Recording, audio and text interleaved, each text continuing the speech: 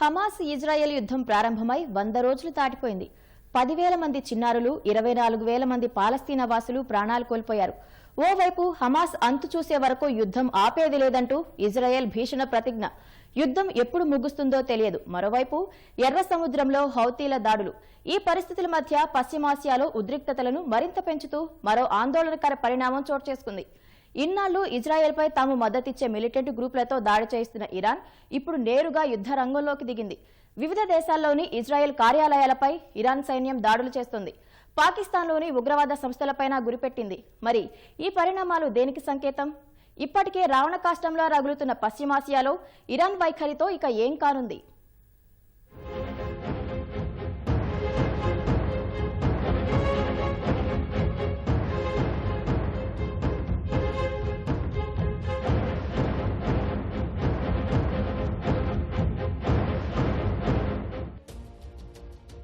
ప్రపంచ చరిత్రలో చెరిగిపోని చీకటి అధ్యాయం హమాస్ ఇజ్రాయెల్ యుద్ధం.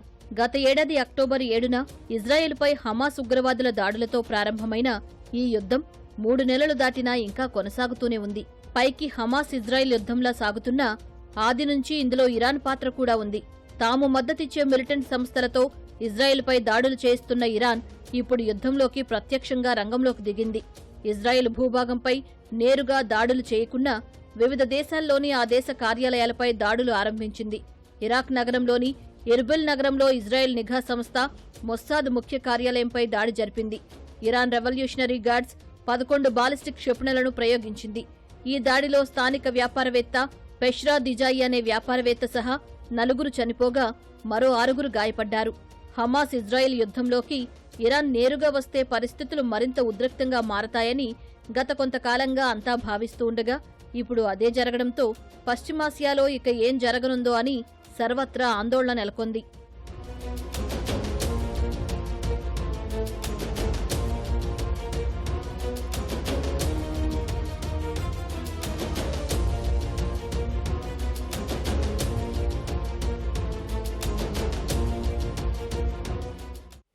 పశ్చిమాసియాలో ప్రపంచంలోని 50% ముడి చమురు ఉండటం అనేది చాలా కీలకం. అక్కడ అగ్రరాజ్యాలన్నీ ముఖ్యంగా అమెరికా అక్కడ దాని మీద కాన్సన్ట్రేషన్ చేస్తుంది. కాన్సన్ట్రేషన్ చేయటం వలన అమెరికాకు ఎప్పుడూ వ్యతిరేకంగా ఉన్నటువంటి ఇరాను అమెరికా ఎవరు పక్షమైతే ఉంటుందో వాళ్ళకి వారి మీద దాడి చేయడానికి సహజంగానే ప్రయత్నం చేస్తుంది. అందులో భాగంగా ఇది మనం చూడాలి. ఇప్పుడు ఎట్లాగంటే ఇప్పుడు ఒక అమాయక పాలస్తీనాను చూసి పాలస్తీనా దేశంలో తలదాచుకోవడానికి వచ్చినటువంటి ఇజ్రాయెల్ యూదులు ఇప్పుడు మొత్తం పాలస్తీనా భూభాగాన్ని ఆక్రమించి వాళ్ళకి వెస్ట్ బ్యాంకు గాజా అని కేవలం 45% భూభాగాన్ని ఇచ్చి ఆ భూభాగంలో కూడా మళ్ళీ కట్టడాలు కట్టి గాజాని ఓపెన్ జైలుగా క్రియేట్ చేసి మళ్ళీ గాజా మీద ఇప్పటి వరకు గడిచిన అక్టోబర్ 7 నుంచి ఇప్పటి వరకు సుమారు 25,000 మందిని, అందులో సగం మంది చిన్నారులని ఇజ్రాయెల్ చంపింది. అయితే ప్రపంచ దేశాలు ముఖ్యంగా పశ్చిమ దేశాలు దీనికి కనీసం సంతాపం కూడా సానుభూతి కూడా తెలియజేయట్లేదు. ప్రతిరోజు అమెరికా నుంచి అక్కడ మారణాయుధాలు వస్తున్నాయి, ఇజ్రాయెల్కి సప్లై చేయబడుతున్నాయి. హమాస్ ఇజ్రాయెల్ యుద్ధంలోకి ఇరాన్ నేరుగా రంగంలోకి దిగడానికి కారణాలు లేకపోలేదు. గతంలో అమెరికా దాడిలో మరణించిన ఇరాన్ సైనికాధికారి సులేమానీ జ్ఞాపకార్థం ఇటీవల ఇరాన్లోని కెర్మన్లో ఆయన సమాధి వద్ద ఓ కార్యక్రమం జరిగింది. దీనికి పెద్ద ఎత్తున ప్రజలు హాజరు కాగా వారిని లక్ష్యంగా చేసుకుని ఆత్మాహుతి దాడి జరిగి 84 మంది ప్రాణాలు కోల్పోయారు. మరో 284 మంది గాయపడ్డారు.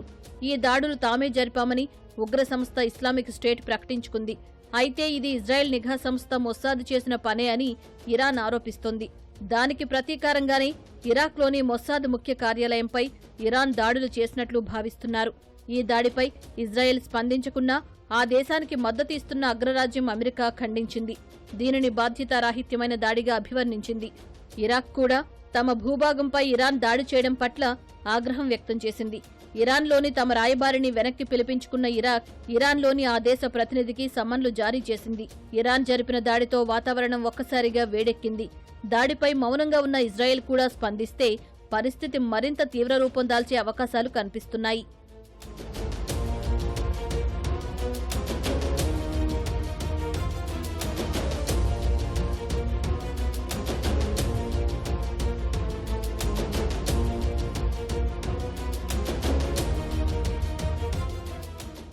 ఇజ్రాయెల్, ఇరాన్ మధ్య పచ్చగడ్డి వేస్తే భగ్గుమనడానికి కారణాలు చాలానే ఉన్నాయి.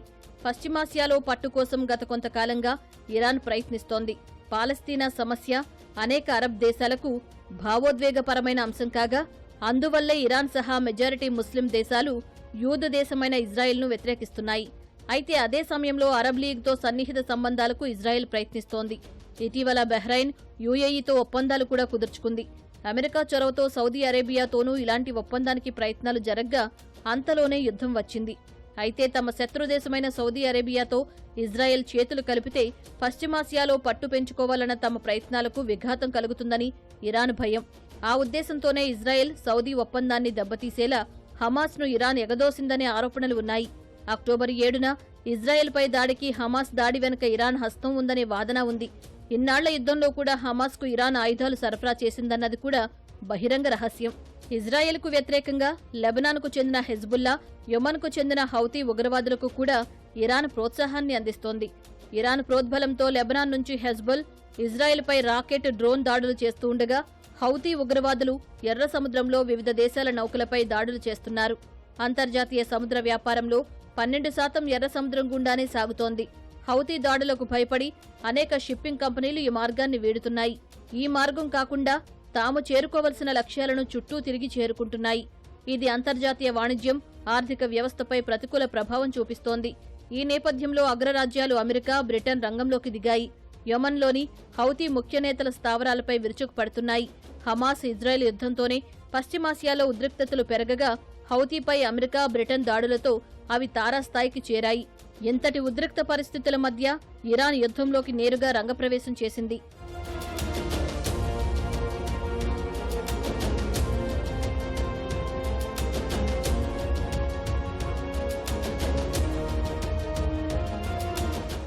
రెడ్ సీ ఇంటర్నేషనల్ ట్రేడ్కి వెరీ ఇంపార్టెంట్ చోక్ పాయింట్ అని మనం ఇక్కడ గమనించాలి. ఈ రెడ్ సీ నియర్లీ 2000 కిలోమీటర్స్ ఇటు మెడిటేరియన్ సీ నుంచి ఇండియన్ ఓషన్ దాకా ఒక చాలా ఇంపార్టెంట్ సీ రూట్, ఒక ట్రేడ్ రూట్ కలిగి ఉన్న పరిస్థితుల్లో, అలాగే ఈ రెడ్ సీ సూయిజ్ కెనాల్ ద్వారా ఎవ్రీడే 9.2 మిలియన్ బ్యారెల్ ఆయిల్ కూడా ట్రాన్స్పోర్ట్ అవుతున్నటువంటి పరిస్థితి. కాబట్టి ఇంటర్నేషననల్ ట్రేడ్కి ఈ Red Sea, Suez Canal very important choke point. అయితే దీనిపై ఈ హైతీ చెందినటువంటి గ్యాంగ్స్ అన్నీ కూడా రీసెంట్గా అటాక్ చేస్తూ ఈ వెజల్స్ని కానీ, అలాగే అటుపైకి వెళ్తున్నటువంటి ట్రాన్స్పోర్ట్ని కానీ లూట్ చేస్తున్నటువంటి పరిస్థితి ఇప్పుడు ఇంటర్నేషనల్గా ఒక వెరీ ట్రబుల్సమ్ ఇష్యూగా డిస్కస్ అవుతున్నటువంటి పరిస్థితి కూడా మనం గమనించాలి. అయితే ఇది ప్రెజెంట్ జరుగుతున్నటువంటి ఇజ్రాయిల్ గాజా వార్కి ఒక స్పిల్ ఓవర్ ఎఫెక్ట్. ఈ హైటీ లూట్, రెడ్ సీ పై జరుగుతున్నటువంటి హైటీ లూట్ అంతా కూడా ఒక స్పిల్ ఓవర్ ఎఫెక్ట్గా మనం ఇక్కడ ఒక విశ్లేషణ చేయవచ్చు. దీనికి ముఖ్యమైన కారణం ఈ హైతీ గ్యాంగ్స్ కూడా వాళ్ళు కూడా డైరెక్ట్గా ప్రకటించినటువంటి పరిస్థితి. ఇప్పుడు ఈ జరుగుతున్నటువంటి ఈ ఇంటర్నేషనల్ సీ ట్రేడ్ అంతా కూడా స్టాప్ చేస్తాము అని చెప్పి హైతీ గ్యాంగ్స్ కూడా డైరెక్ట్గా చెప్తున్నటువంటి పరిస్థితి కూడా మనం గమనించవచ్చు. ఇరాక్లోని ఇజ్రాయెల్ నిఘా కార్యాలయం పైన మాత్రమే కాదు, పాకిస్తాన్, సిరియాలను కూడా ఇరాన్ లక్ష్యంగా చేసుకుంది. పాక్లోని బలూచిస్తాన్ ప్రాంతంలో ఉగ్రవాద స్థావరాలే లక్ష్యంగా మంగళవారం విరుచుకుపడింది. జైషే అల్ అదిల్కు చెందిన 2 ప్రధాన కార్యాలయాలపై డ్రోన్లు, క్షిపణులతో విరుచుకుపడి ధ్వంసం చేసింది. సున్నీ మిలిటెంట్ గ్రూప్ అయిన జైషే అల్ అదిల్ పాకిస్తాన్ కేంద్రంగా పనిచేస్తూ ఇరాన్లోని సిస్తాన్, బలూచిస్తాన్లో కార్యకలాపాలు నిర్వహిస్తోంది. ఇరాన్, పాకిస్తాన్ మధ్య 959 కిలోమీటర్ల సరిహద్దు ఉండగా ఎక్కువ భాగం సిస్తాన్, బలూచిస్తాన్ గుండానే వెడుతోంది. ఇక్కడ ఇరాన్ సున్నీ మైనారిటీలు నివసిస్తూ ఉండగా వీరంతా షియా అనుకూల, ఆ దేశ ప్రభుత్వం చేత అణచివేత, నిరాదరణకు గురవుతున్నారు. వీరికి మద్దతుగా జైష్ అల్ అదిల్ ఉగ్ర సంస్థ ఇరాన్లో దాడులు చేస్తోంది. ఉగ్రవాద సంస్థలకు పాకిస్తాన్ మద్దతు ఇస్తోందని ఇరాన్ ఆరోపణ. ఈ నేపథ్యంలోనే పాక్ భూభాగంపై దాడులు చేస్తామని ఇరాన్ గతంలోనే ప్రకటించగా ఇప్పుడు చేసి చూపించింది.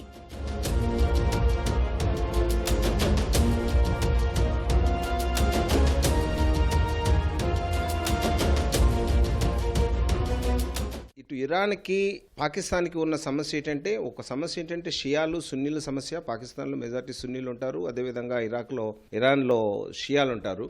బెలూచిస్తాన్ని అడ్డుపెట్టుకుని అక్కడ వాళ్ళ మీద ఉసుకొల్పడం ద్వారా దాన్ని ఏంటంటే ఇప్పుడు ఎట్లా చూడాలంటే, మనము పశ్చిమాసియాలో శాంతి ఉండకూడదు అమెరికాకి. పశ్చిమాసియాలో శాంతి ఉంటే, వాళ్ళంతా ఐకమత్యంగా ఉంటే, అంటే పాలస్తీనాలో ఇష్యూ లేకుండా, లేకుంటే ఇరాక్కి సిరియాకి ఇష్యూ లేకుండా, లేకుంటే సిరియాకి ఇజ్రాయెల్కి ఇష్యూ లేకుండా, లేకుంటే ఇరాన్కి పాకిస్తాన్కి ఇష్యూ లేకుండా, మధ్యలో ఆఫ్ఘనిస్తాన్ ఉంది మనకి, ఆఫ్ఘనిస్తాన్కి పాకిస్తాన్కి ఇష్యూ లేకుండా వాళ్ళంతా బాగున్నారు అనుకుంటే, ఎప్పుడైతే వీళ్ళు బాగున్నారో వాళ్ళు ప్రపంచ ఆయిల్ మార్కెట్ మీద వాళ్ళు 48% ఉన్నటువంటి చమురు నిల్వల ద్వారా వాళ్ళు ఏంటంటే ప్రపంచ ఆయిల్ మార్కెట్ని వాళ్లకు అనుకూలంగా చేయడానికి అవకాశాలు ఉంటాయి. అమెరికా ఏంటంటే కారు చౌకగా వాళ్ళ ఇండస్ట్రీకి ప్రపంచ ఆయిల్ మార్కెట్ కొనాలి. అందుగురించి అక్కడ కల్లోలాలు సృష్టించాలి. ప్రాంతీయ కల్లోలాలు సృష్టించడం అమెరికా ధ్యేయం. దాన్నే మన సామ్రాజ్యవాద ధ్యేయం అంటాం. ఇది కలోనియల్ ధ్యేయం. పాకిస్తాన్ తమ భూభాగంపై ఇరాన్ దాడి చేయడాన్ని ఖండించింది. ఇది అక్రమ దాడి అని పేర్కొంది.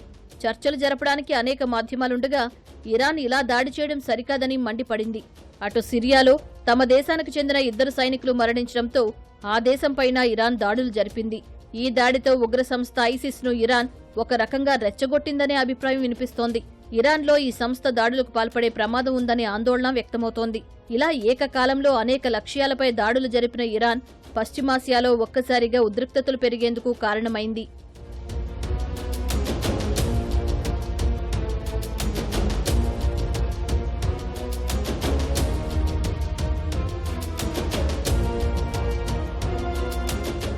హమాస్ ఇజ్రాయెల్ యుద్ధంలోకి ఇరాన్ నేరుగా ప్రవేశిస్తే పశ్చిమాసియా అగ్నిగుండం అవుతుందనే ఆందోళన ఆది నుంచి ఉంది. ఆ ఆందోళన నిజమై ఇరాన్ నిజంగానే ప్రవేశించింది. దీంతో రాబోయే రోజుల్లో ఏం జరగనుందో అనే భయం ప్రపంచవ్యాప్తంగా నెలకొంది. అమెరికాలో ఈ ఏడాది అధ్యక్ష ఎన్నికలు జరగనుండగా ఇరాన్, హమాస్, హౌతీపై అగ్రరాజ్యం దాడులను మరింత ముమ్మరం చేయగలదనే ఆందోళన వ్యక్తమవుతోంది. అదే జరిగితే పశ్చిమాసియా రావణ కష్టం ఇంకా రగిలే అవకాశం ఉంది. ఇజ్రాయెల్ దాడిలో ఇప్పటికే 24,000 మంది పాలస్తీనా వాసులు ప్రాణాలు కోల్పోయారు. వీరిలో 10,000 మంది అమాయక పసిబాలలు. యుద్ధం వల్ల గాజా నామరూపాలు లేకుండా నాశనమైంది. ఇరాన్ ప్రవేశం నేపథ్యంలో మరింత నష్టం జరగకూడదు అంటే యుద్ధానికి ఏదో ఒక మార్గంలో ముగింపు పలకాలి. భారత్ ప్రతిపాదించినట్లు ఇజ్రాయెల్, హమాసులు శాంతియుత మార్గంలో యుద్ధాన్ని ముగించాలి. భద్రతా మండలి సహకారంతో ఐక్యరాజ్య సమితి అయినా పరిష్కారయుత విస్పష్ట శాంతి ప్రతిపాదనలతో ముందుకు రావాలి. అప్పుడే పశ్చిమాసియా చల్లబడుతుంది. ప్రపంచ శాంతికి, ఆర్థిక, వాణిజ్య స్థిరత్వానికి మేలు చేసినట్లవుతుంది. అలా తక్షణం శాంతి కుసుమాలు విరియాలని యావత్ ప్రపంచం ఆకాంక్ష.